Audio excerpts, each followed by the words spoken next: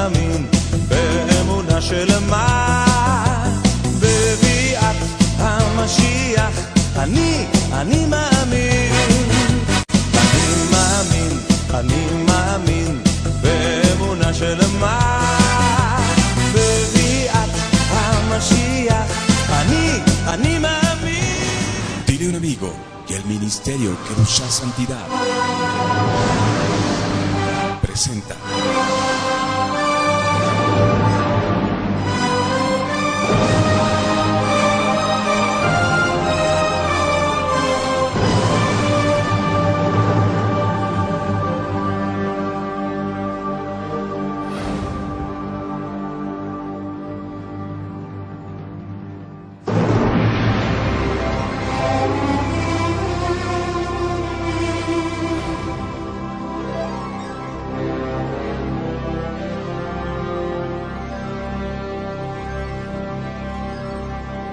Misterios y Enigma.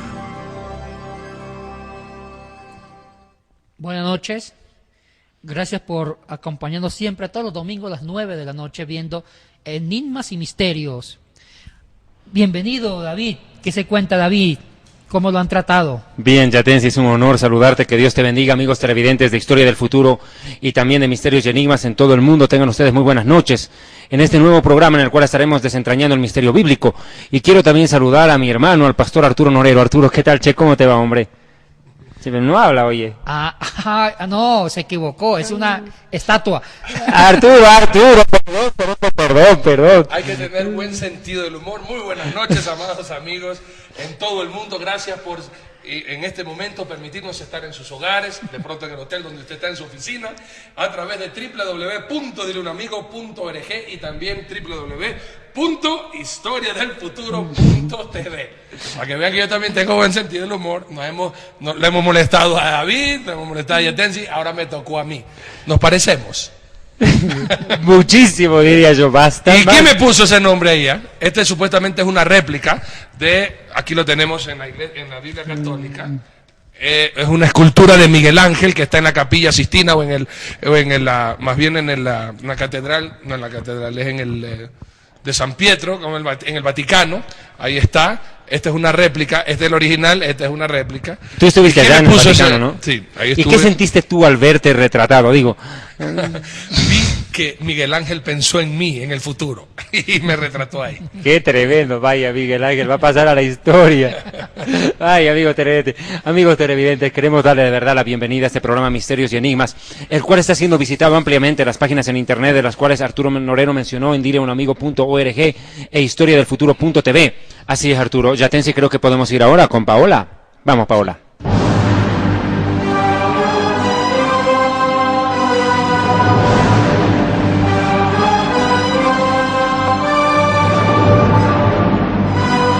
Buenas noches, amigos y amigas. Bienvenidos a un programa más de Misterios y Enigmas de la Biblia. En esta noche estaremos hablando sobre los Evangelios. Aquí empezamos.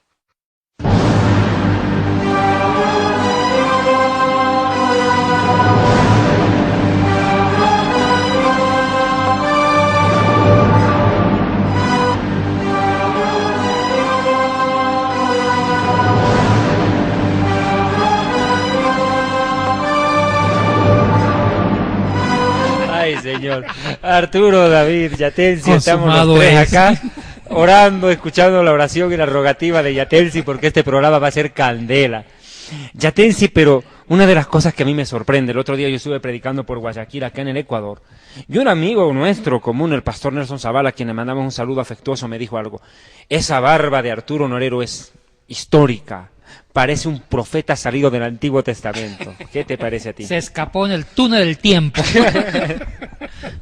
mí me gusta la barba por dos cosas. Primero, porque me sale.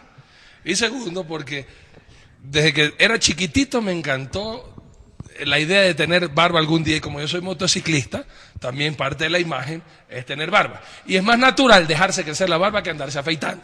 Dios no nos puso a los varones barba para andar afeitados como cierta persona, que siendo recontra que velludos se afeitan para que, bueno, a mí, gracias a Dios, desde que fui chiquitito me encantó la barba y ahora me la voy a dejar crecer hasta el piso. O sea que el salmo tiene que alterarse. Ya no es que el aceite desciende por la barba de Aarón, sino por la barba de Arturo Norero. Amén. Si quieren humildemente tomar mi nombre en consideración, muchas gracias. Estoy para servirle. Entrando en materia. Ahora sí. Biblia, papel y lápiz. Prepárese. Nos habíamos quedado en la última parte, mis amados hermanos, y recuerden que este programa no es para atacar a nadie, no es para ofender a nadie. Claro que sí, al diablo, pues. Bueno, al diablo sí, porque eso lo dice la palabra de Dios, que tenemos que resistir al diablo para que él huya de nosotros. Eso lo dice en Santiago capítulo 4.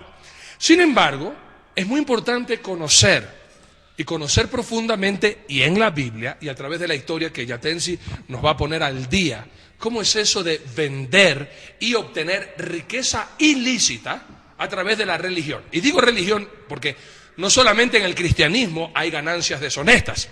En toda religión, en todo lo que es espiritual, ¿cuántos hombres se han hecho poderosísimos y mujeres y recontra que millonarios vendiendo la fe?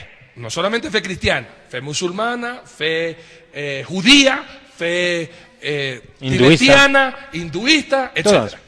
Pero bíblicamente vamos a hablar de cómo la gente considera lo que para usted de pronto comprar una estatua, lo que de pronto para usted adquirir una bendición tomándose un vaso con agua.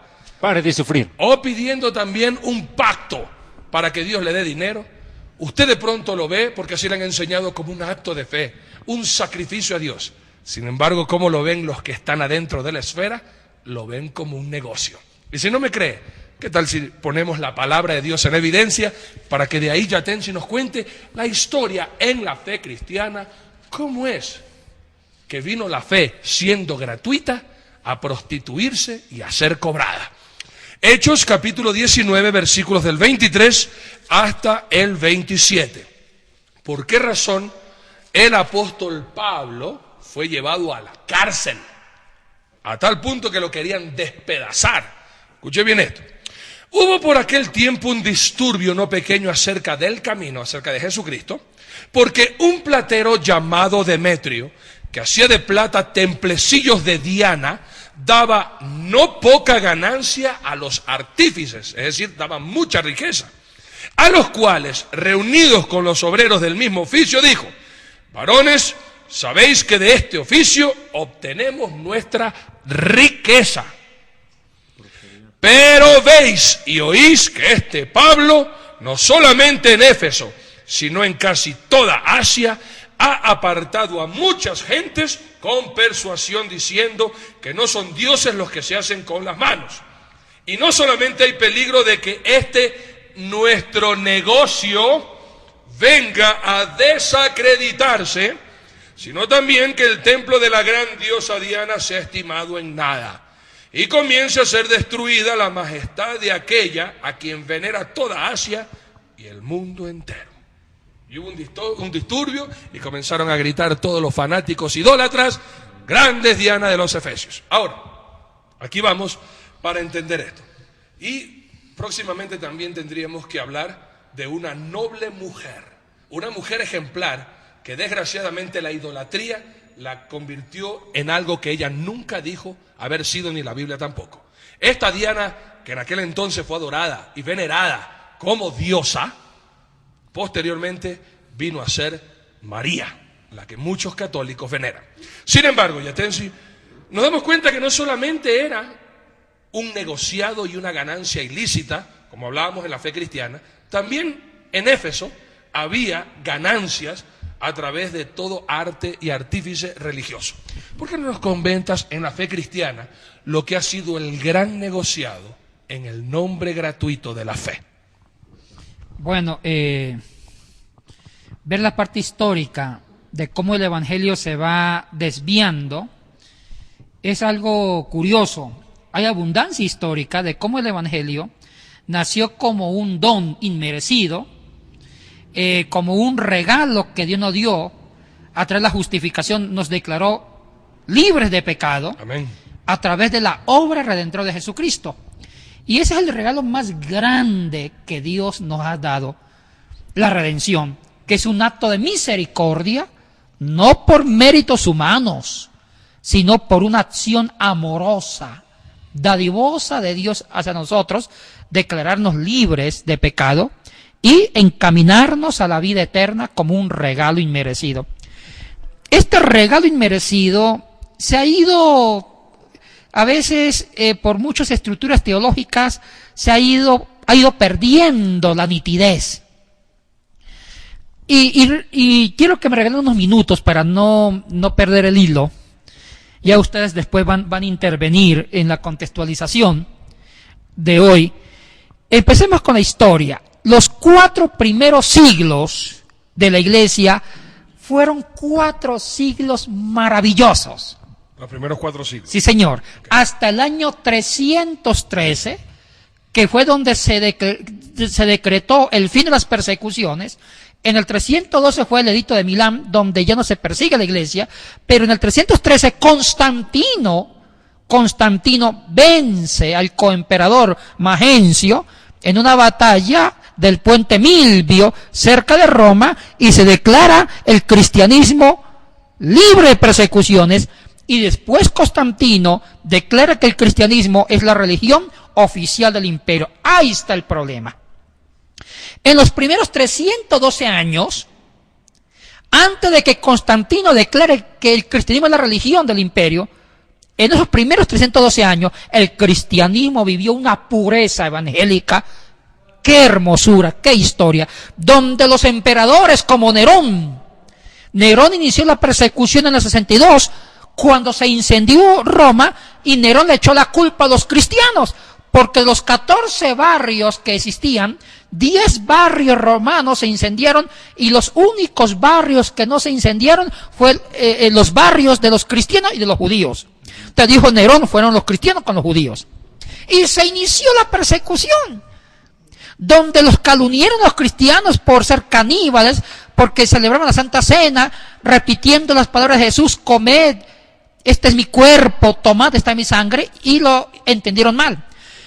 Y la segunda persecución, Domiciano, que él fue emperador entre los años 81 y 96, y hacia el año 90 inicia la segunda persecución, que por solo hecho de ser cristiano, lo mataban.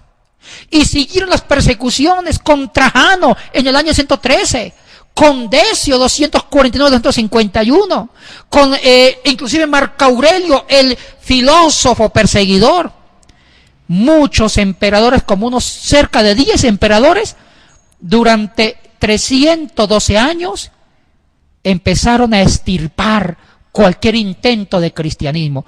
Y mire que la vida de estos creyentes en la época de las persecuciones, en los 4 primeros siglos, fue una vida sencilla, de amor, porque ellos disfrutaron la salvación como un don gratuito de parte de Dios a ellos.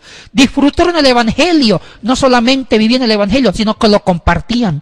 Y dice el libro de Hechos que la gente vendía lo que tenían y le entregaban el dinero a los apóstoles para repartir a los pobres. Era un evangelio de solidaridad, de amor, de gratuidad a Dios, porque lo que recibían lo compartían.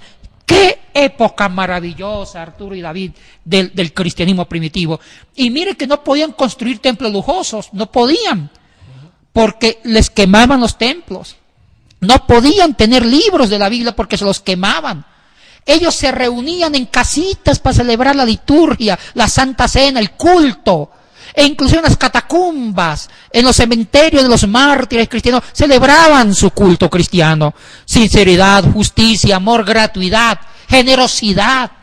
Eso era la iglesia primitiva. Santidad. Pero ¿qué pasó? Yo creo que el error estuvo cuando Constantino, y no quiero hablar mal de Constantino. Constantino era un hombre bueno.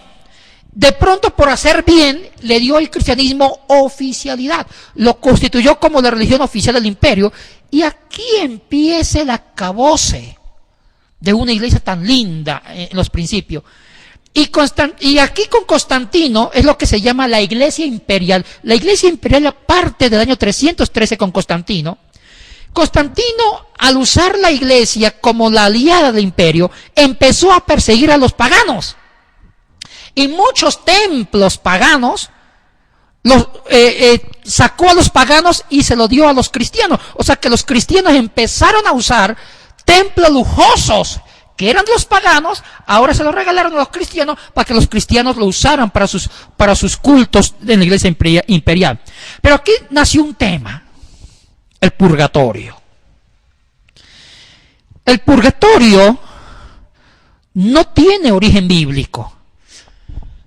Perdón, no tiene origen en el Antiguo Testamento. No es un tema del pensamiento judío, usted lo sabe que no. Sí. El purgatorio nace más por la influencia griega, platónica. Platón creía en dos mundos. El mundo de las ideas, que era el mundo perfecto, y el mundo material, que era el mundo imperfecto. El mundo corporal era pecaminoso. Entonces, ¿qué era el ser humano? El ser humano era un compuesto de una alma perfecta, de una idea perfecta que se alojaba temporalmente en la cárcel del cuerpo. Y la muerte era regresar, la idea perfecta regresaba al mundo de las ideas. Entonces, un gran teólogo llamado Agustín de Hipona, que nació en el año 354 y murió en el año 430, Agustín, un tiempo más después unos años más después de Constantino, Agustín cristianizó a Platón, introdujo a Platón a Occidente, y él retoma la antropología platónica. Dicen, las almas ya preexistían, y el alma se transmitía de padre a hijo. El alma preexistía, se transmitía y se encarnaba en un cuerpo pecaminoso. ¿Y qué es la muerte para San Agustín? La muerte para Agustín es que el alma retorna al mundo de las ideas. Pero el alma ya no puede retornar pura, porque el alma cuando estuvo en el cuerpo se contaminó, se manchó del pecado original. Entonces, para que el alma vuelva de nuevo a Dios, porque el alma debe tender a Dios, dijo San Agustín, debe primero quemarse en el purgatorio, purgatis, en latín, debe quemarse por un tiempo. Bueno, Agustín lo dijo teológicamente, pero un papa, el primer papa sistemático católico, llamado Gregorio Magno, que significa Gregorio el Grande, fue papa entre los años 590 al 604, dijo Gregorio el Grande, volvamos doctrina del purgatorio. Y él dio los fundamentos para que el purgatorio sea un dogma de fe hasta el día de hoy, donde dice, todo alma que está en el cuerpo y con la muerte va a retornar a Dios, no puede ir a donde Dios en forma impura, porque está contaminada por la carne, debe purificarse por un tiempo. Entonces se decreta el purgatorio. La pregunta es, ¿cuántos años o meses, días va a durar un alma en el purgatorio? Y aquí nació una doctrina que se llamó las indulgencias. Las indulgencias era un medio salvífico. ¿Y cómo se va degenerando la fe? Lo que la salvación fue una oferta, mientras que el Evangelio fue un regalo de Dios, un poder de Dios para nosotros los débiles, para dignificar al ser humano, ahora se empieza a comercializar con las indulgencias. Las indulgencias se convirtió en un medio de salvación. Entonces, ¿qué eran las indulgencias? Supongamos, Arturo Norero, usted, su alma es pura, pero se encarnó en su cuerpo, y su cuerpo es impuro. Se muere y regresa usted al cielo, pero tiene que pasar por varios años de purgatorio. Queda Paulina, su esposa, viuda. Supongamos que yo soy sacerdote, obispo. Otra vez. Obispo. Quiero hacer aclaración. Permíteme un segundito. Ayatensi fue sacerdote católico. Yo soy obispo. Viene Paulina donde a mí me dice, Taita Curita, o padre Yatensi, mi esposo Arturo se está chamuscando con las barbas en el purgatorio. Yo quiero que mi amado esposo salte al cielo. Y yo digo, Paulina, tiene que comprar indulgencias, porque las indulgencias son medios de salvación. Ahora negociemos. ¿Cuántas hectáreas de tierra tiene? Dice Yatensi, tengo 8. Yo digo, deme las 8 y él va a durar unos meses. ¿Y qué más tiene? Ah, no, tengo 2 casas. ¿Tiene efectivo? Sí. Deme todo y va a durar 2 días. Eso fue lo que le llenó de iras a Martín Lutero. Porque en el año de 1524, 1517, cuando el Papa León X estaba vendiendo indulgencias y con la plata de las indulgencias construir la lujosa Basílica de San Pedro. Entonces necesitó vender indulgencia y vendió las indulgencias más caras y mandó a Juan Taisel, o también muchos dicen que fue el famoso Alberto Brandeburgo, un arzobispo, a vender indulgencia en el territorio de Sajonia, donde estaba Federico el Sabio. Y estos vendedores de indulgencia decían: apenas que la moneda suene en el cofre, el alma salta al cielo. Y aquí me hago una pregunta. Ya el evangelio empezó a tener precio. O sea que lo que Dios nos dio por generosidad de su amor, ahora se cobraba para que una alma se fuera al cielo. Y aquí se empezó a engatillar un evangelio cobrado. El único que puede mandarnos al cielo o no mandarnos es Dios. Perdón, no un obispo, no un pastor, no un cardenal, no un chamán, porque el evangelio es poder de Dios para dignificarnos. Entonces las indulgencias, y es una lectura mía, lo quiero hacer con mucho respeto, y muchos amigos sacerdotes están de acuerdo con eso. Mire, las indulgencias fue una forma de desvirtuar el evangelio como don inmerecido, porque las indulgencias se volvió un negociado y la iglesia cristiana del siglo IV al X adquirió mucho poder económico, porque muchas personas daban terrenos, daban dinero, ¿para qué? Para que las almas de los familiares se fueran. Y también otro tema, las reliquias. Las reliquias tenían también poder salvífico. De los santos, supongamos, San Arturo Honorero.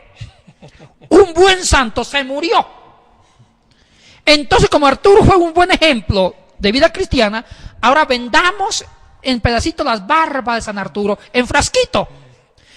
La chaqueta de Arturo. Entonces viene un hermanito, véndame la barba de San Arturo para que las barbas me libera del pecado o me lleva al cielo. Las barbas en remojo. Sí, entonces todo eso fue corrompiendo el evangelio de Dios. Yo creo que hay que volver a las escrituras. Y uno de los causantes de esta teología fue el Papa Gregorio el Grande, que fue el que fundó el cristianismo tradicional, un catolicismo popular. ¿Sí? Y eso ha generado otros abusos en el futuro. Yo tengo que ir antes del corte, porque llamamos al corte, amigos televidentes, a Mateo 3:12. Está hablando Juan el Bautista, y dice, hablando del Mesías, al 11 voy a ir inclusive: yo a la verdad os bautizo en agua para arrepentimiento, pero el que viene detrás de mí, cuyo calzado no soy digno de llevar, es más poderoso que yo. Él os bautizará en Espíritu Santo y fuego. Chátense, yo entiendo que aquí hay una tergiversación a las palabras de Yeshua acá en el catolicismo romano. Es cierto que el fuego purifica el alma, pero no el fuego del purgatorio ni del infierno, aclarando que el purgatorio ni existe. Vamos al claro. Pero el fuego de lo alto es un fuego espiritual que desciende de lo alto, es el fuego de Dios, el cual sí purifica al ser humano. Sí. Quiero una aclaración porque sí, señor. Queremos ser muy justos en el programa.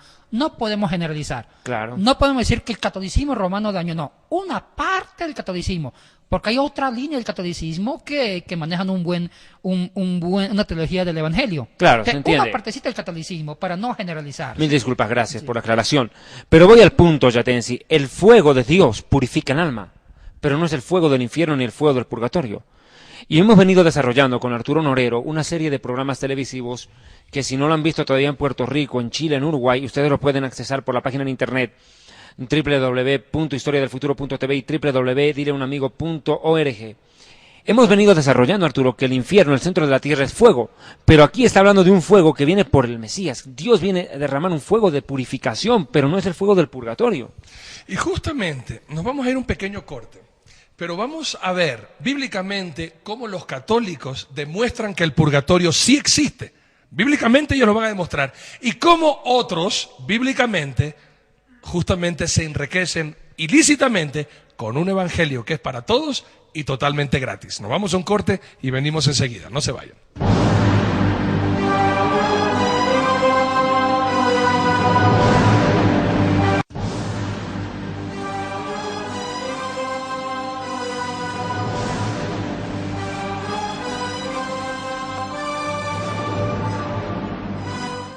Bien, hermanos, gracias por continuar en sintonía. Damos muchas gracias a todo el mundo que está enlazado a través de www.dileunamigo.org y www.historiadelfuturo.tv.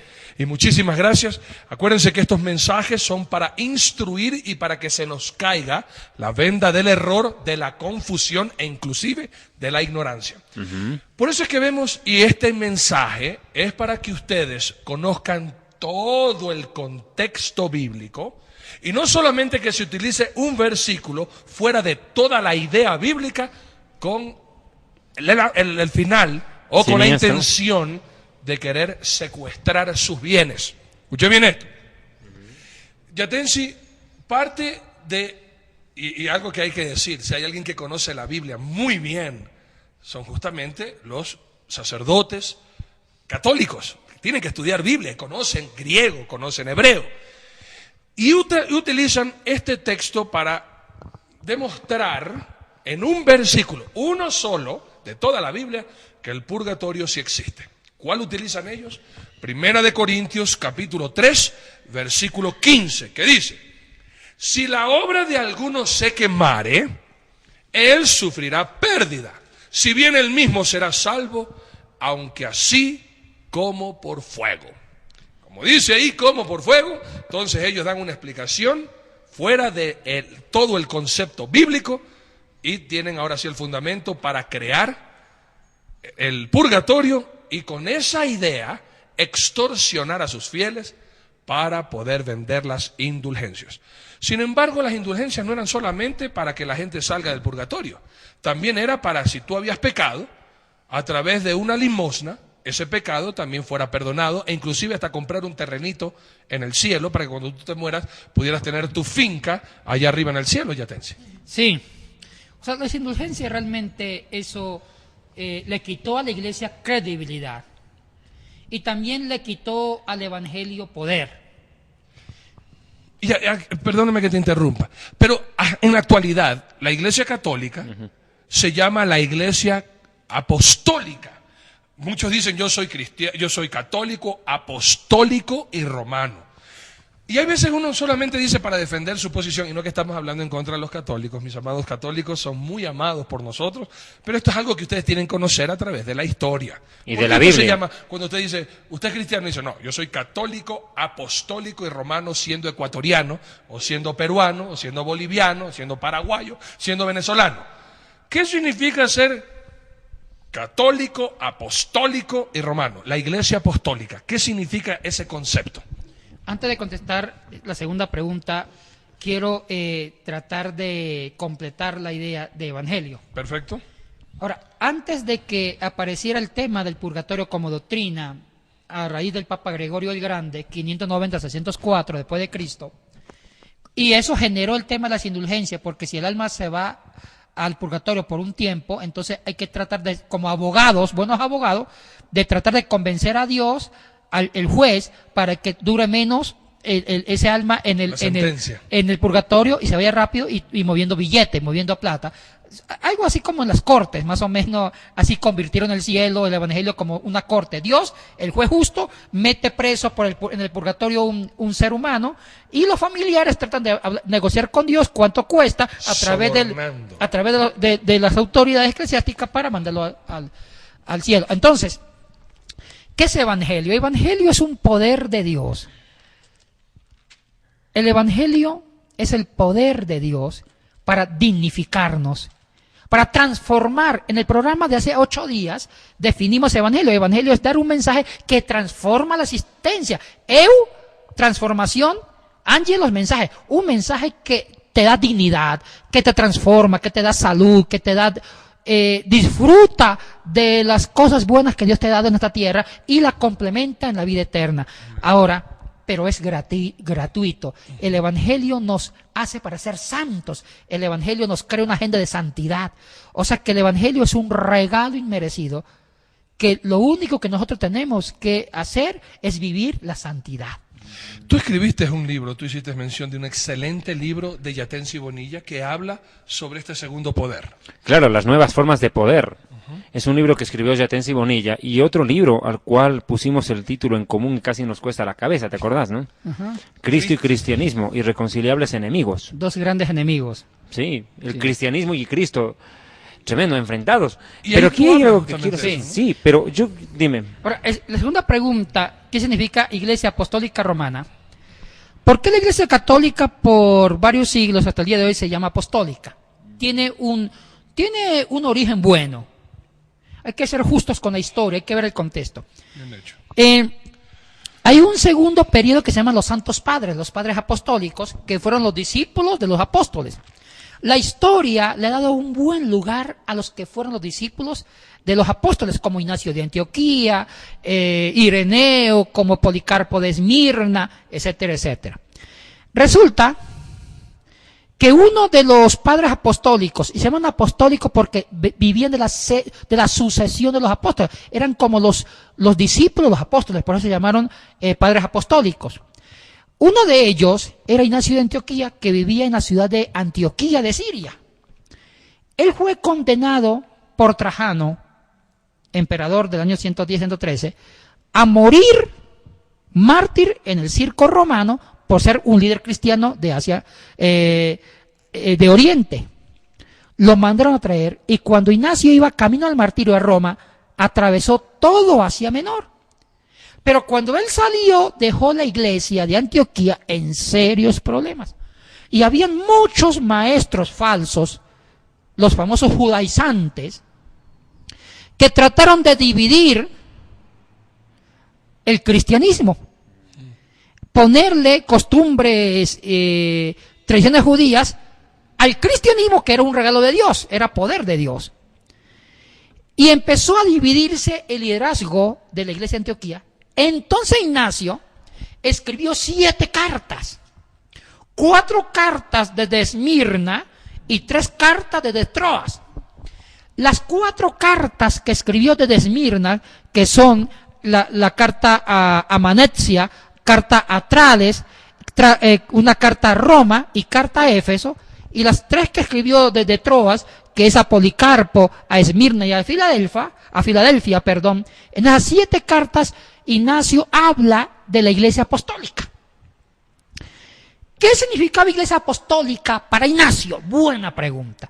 Significaba una iglesia que conserva un liderazgo con una cabeza visible, pero que este liderazgo que sigue la sucesión de los apóstoles usan su liderazgo para mantener la iglesia unida a Cristo. Y estos se encargaban de darle comida a las viudas.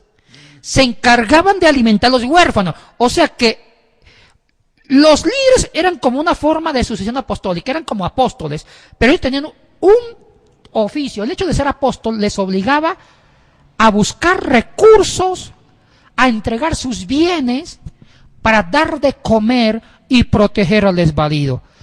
¿Y por qué hacían eso? Porque ellos imitaban hechos. Ellos seguían el ejemplo vivo de los primeros apóstoles. ¿Qué hacían los apóstoles?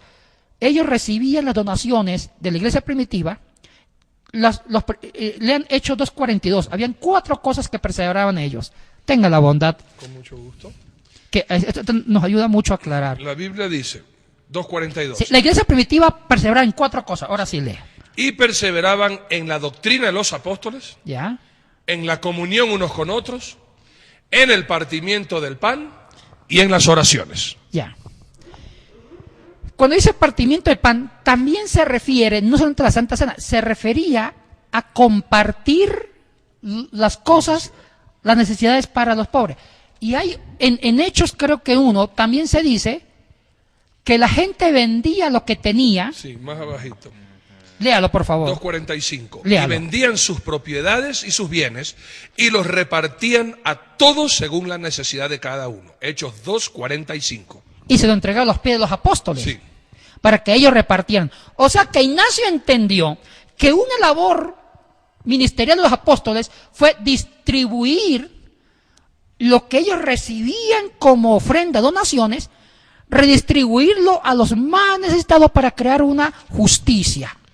Ay, Ignacio dijo, mire, en una de sus 7 cartas dice Ignacio, el deber de un apóstol es cuidarse de que no existan hambrientos ni pobres, sino redistribuir, y si un apóstol tiene algo, hay que darlo a los más necesitados, como una forma de imitar la generosidad de Dios. Así como fue Dios generoso, se despojó en Cristo Jesús su divinidad para ser humano, también un apóstol tiene que despojarse de su comunidad para que los más pequeños vivan, porque el evangelio es dignificar a las personas. Entonces, eso entendió Ignacio. ¿Qué significa sucesión apostólica? Resumiendo, los líderes deben dar ejemplo de desprendimiento y de encarnación. Por eso se llamó Iglesia Cristiana Apostólica, porque el apóstol mantiene un orden, pero el orden y la autoridad se mantiene en la capacidad de servir al otro. Entonces, eso se llamó. Entonces, por eso que la iglesia hasta el día de hoy católica mantiene iglesia católica, apostólica y romana.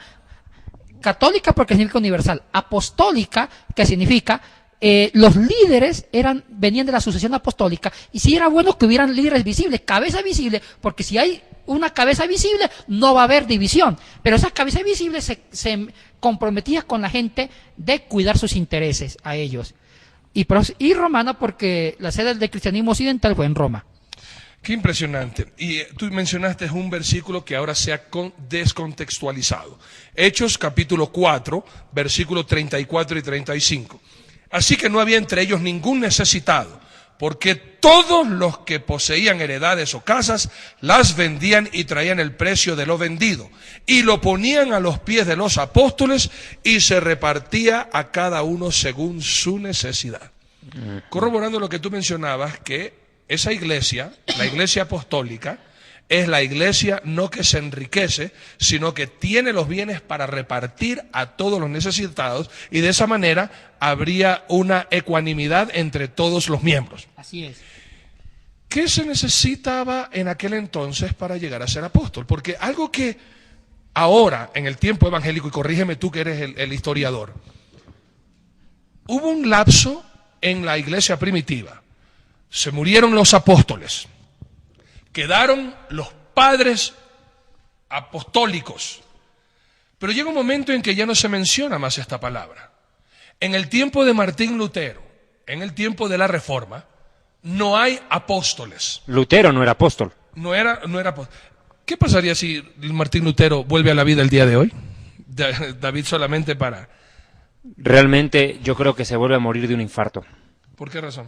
Porque yo creo que el protestantismo que él buscó consolidar como una protesta contra la venta de las bulas papales, la negociación de la fe que en aquel momento hizo la religión tradicional, hoy en mayor grado está dentro de la misma iglesia evangélica, en grandes sectores de la iglesia evangélica, no en todos. Yo creo que si Lutero despierta y mira el movimiento evangélico neoapostólico, pobre Lutero, se pega un tiro, si no se muere solo.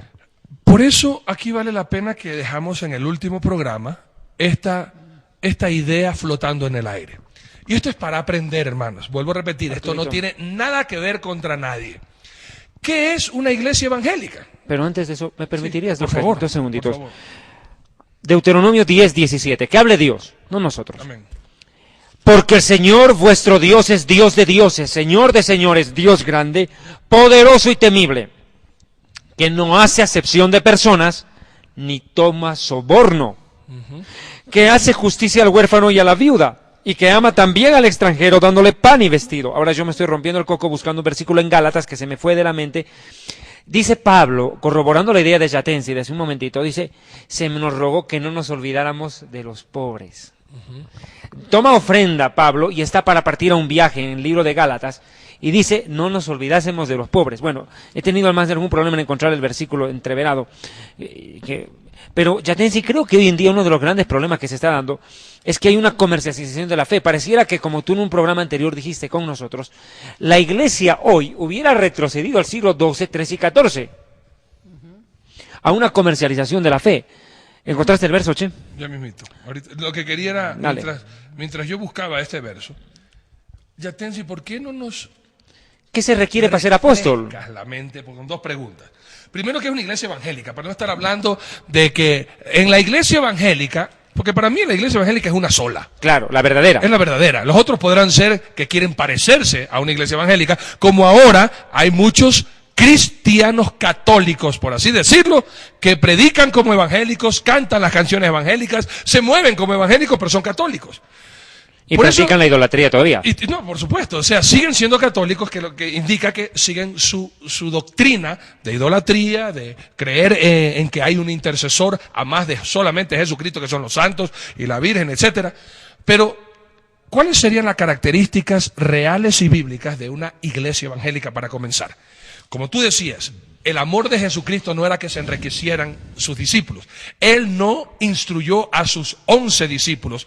Judas perdió esa bendición y después Matías ocupó su lugar, para que ellos se enriquecieran, ni que les dijeran, oigan, así es como ustedes tienen que hacer, sáquenle la plata, traigan a la gente y vivan de esa plata y enriquezcanse. Cuando les vengan a dejar, traigan la plata a los apóstoles a los pies. ¿Cuál era la pasión y el sentir de Cristo y la enseñanza? Porque ahí mismo en Hechos capítulo 2, 44 le dice que perseveraban en la doctrina de los apóstoles. ¿Cuál era esa doctrina? ¿Cuál era esa enseñanza? ¿Cuál era la intención de los apóstoles en continuar la predicación del evangelio transformador? ¿Y cuál era de verdad la característica de una iglesia evangélica? Y atención, para después hablar cuál era el requisito para ser apóstol y si existen verdaderos apóstoles el día de hoy, por favor. Iglesia evangélica, como el nombre lo indica, es aquella iglesia que predica el evangelio de Jesucristo. Amén. Un evangelio gratuito que busca con el poder de Dios transformar los corazones, transformar vidas y hacer vidas más dignas, vidas más santas. O sea, la transformación exige la santidad y el compromiso con Dios. También esta iglesia evangélica se compromete con la transformación de la sociedad también, con ser luz, con ser un ente de cambio, no solamente una iglesia para sí misma, sino una iglesia para los demás, donde sea una iglesia profética que busque la transformación de las personas, la transformación de las instituciones, la transformación de una sociedad. Okay. Sí. Entonces, ¿es eso lo que podríamos nosotros ver ahora de lo que es verdaderamente una iglesia evangélica? Una iglesia que no se enfoca en uno mismo, sino que está dispuesto a transformar a una sociedad que cada vez está viviendo más lejos de Dios. Claro, de acuerdo. Ok, eso no tiene denominación, no es para decir pentecostales, bautistas, metodistas, etcétera. Eso no tiene denominación. De acuerdo. De pronto aquí vendría la cuestión para decir, así como estamos hablando, y eso también ahora deberíamos llevarnos a la reflexión. ¿De dónde sale entonces este movimiento apostólico y profético? Tú en ese libro que tú escribes magistralmente, hablas en contra de este nuevo movimiento apostólico que no se refiere a las Sagradas Escrituras, Yatensi. Ahora, mire, yo soy aquí muy, muy generoso con los términos.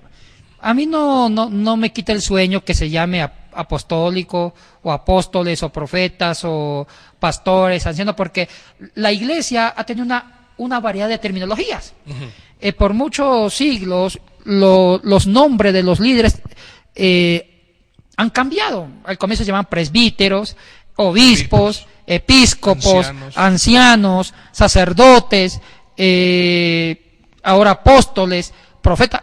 Eso es lo de menos, los nombres lo de menos. Pero lo que es importante es el papel, lo que hacen. Uh-huh.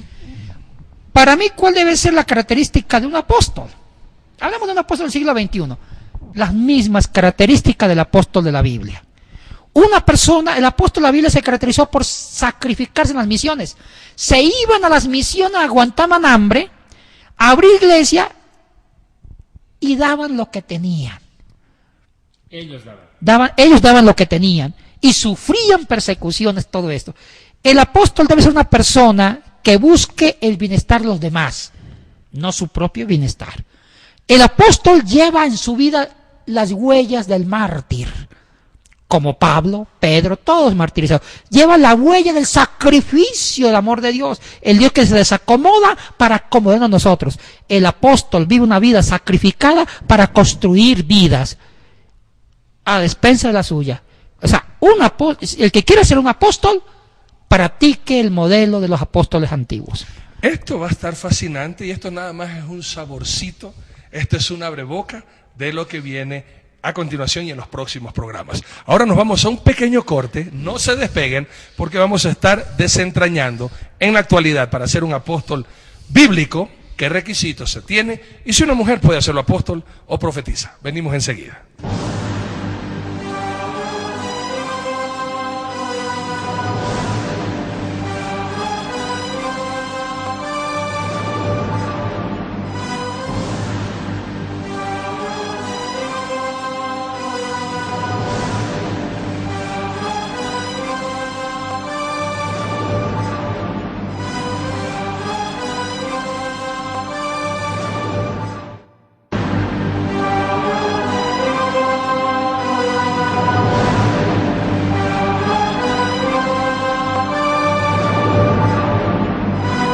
Nosotros acá divirtiéndonos mientras realizamos este programa para la gloria de Dios y para servicio suyo, en un programa que tiene por objeto instruir, exhortar, redarguir y llevar a la gente a un verdadero encuentro con Dios por medio de la verdad, y la verdad está en la Biblia.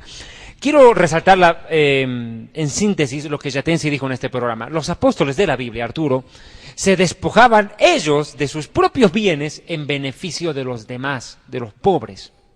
Ellos daban de sí, y cuando ellos no tenían, pedían colectas, los cuales eran puestos a los pies de los apóstoles para redistribución de riquezas. Qué excelente ejemplo. La Biblia, ¿dónde lo dice? Gálatas 2, verso 10. Pablo, el apóstol Pablo, y esto va para los que hoy en día se hacen llamar apóstoles, ¿no? Tendrían que leer este versículo. Escuche. Solamente nos pidiéramos que nos acordáramos de los pobres, lo cual hicimos con diligencia.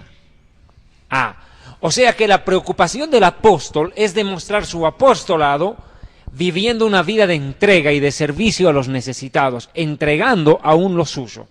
Pero hoy, Arturo, en pleno siglo XXI, y me ratifico en lo que dije de Lutero, pobre Lutero le da un infarto al ver el neoapostolado que se está dando, especialmente en Centroamérica. Es una cosa tenebrosa. Nos han escrito, Arturo, de Honduras, Nicaragua, Puerto Rico, Venezuela, hace rato. De Italia nos escriben que ahora ya no se llaman pastores, ahora son todos apóstoles. Increíble.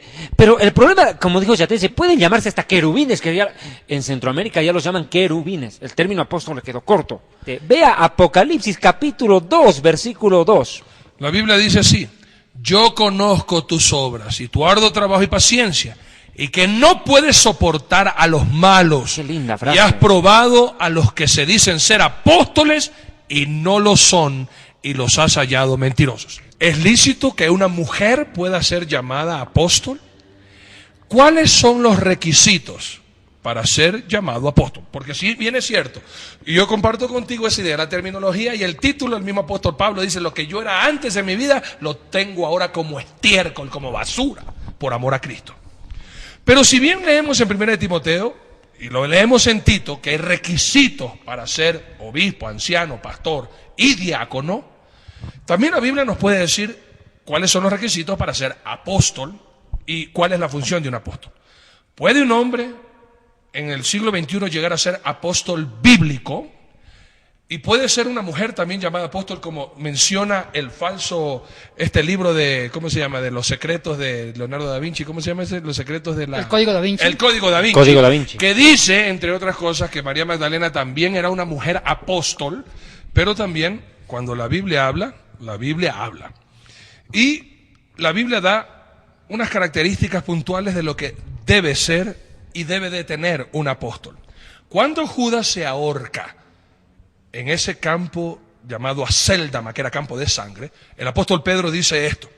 Hechos capítulo 1, 20 en adelante dice así: porque está escrito en el libro de los Salmos: sea hecha desierta su habitación y no haya quien more en ella y tome otro su oficio. Es necesario, pues, que de estos hombres que han estado juntos con nosotros todo el tiempo, que el Señor Jesús entraba y salía entre nosotros, comenzando desde el bautismo de Juan hasta el día en que entre nosotros fue recibido arriba, uno se ha hecho testigo con nosotros de su resurrección. Y señalaron a dos, de tanta gente, solo dos, a José llamado Barsabás, y que tenía por sobrenombre Justo, y a Matías. Y orando dijeron: tú, Señor, que conoces los corazones de todos, muestra cuál de estos dos has escogido, para que tome la parte de este ministerio y apostolado, de que cayó Judas por transgresión para irse a su propio lugar. Y le echaron suertes, y la suerte cayó sobre Matías, y fue contado con los 11 apóstoles. El requisito para ser apóstol bíblico, hermanos míos, bíblico, era haber estado con Jesucristo en vida, haber entrado y caminado con el Señor desde que Él fue bautizado, su muerte, resurrección y ascensión. Eso enseña la Biblia. ¿Y quién tiene que ser? Un varón. Que de verdad ahora el Señor puede usar las piedras para que proclamen su nombre, amén. Pero no lo va a hacer porque estamos los seres humanos. Y bíblicamente es mi posición, para que un apóstol el día de hoy exista, tiene que haber sido nombrado por Jesús, haber caminado con Jesús, entrado y salido con Él, y como dijo Yatensi, tener ese corazón desprendido para servir a los demás, no para, a nombre de un título, robarle la plata a la gente, sea hombre o sea mujer.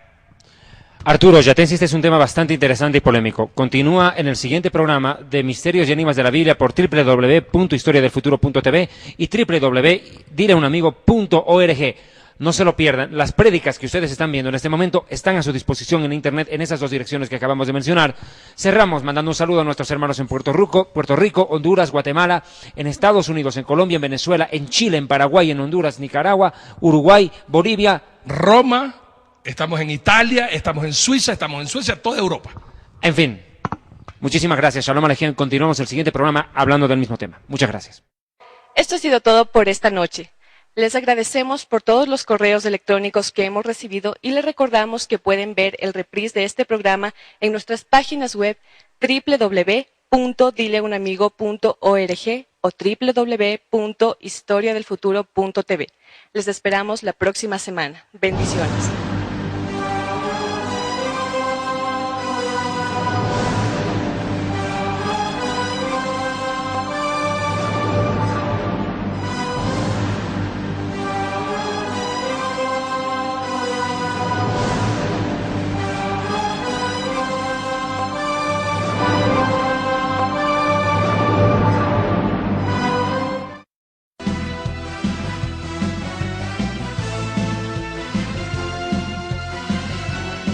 Ministerio Evangelístico Internacional Kedushá, Santidad, presenta Jerusalén y la Tierra Prometida, el plan de Dios para Israel y el fin de los tiempos en Historia del Futuro.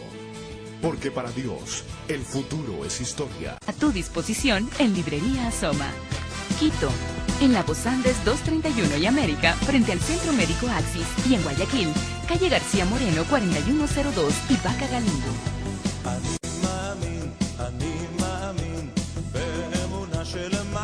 Si desea contribuir con este ministerio, hágalo a la siguiente cuenta bancaria: